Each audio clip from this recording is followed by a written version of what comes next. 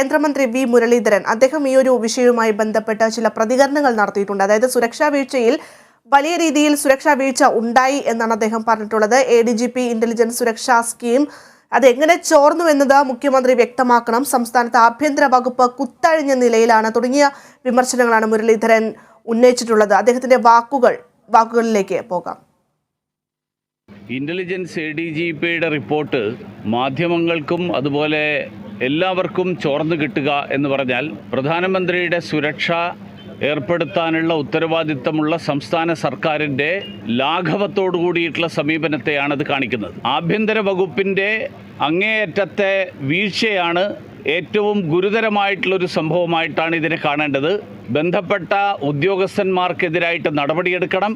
ഇതെങ്ങനെ ചോർന്നു എന്നുള്ളതിനെ സംബന്ധിച്ചിട്ടുള്ള വിവരങ്ങൾ സംസ്ഥാന മുഖ്യമന്ത്രി, കാരണം അദ്ദേഹമാണ് ആഭ്യന്തര വകുപ്പിൻ്റെ ചുമതല വഹിക്കുന്നത്, അദ്ദേഹം ജനങ്ങളോട് വിശദീകരിക്കണം.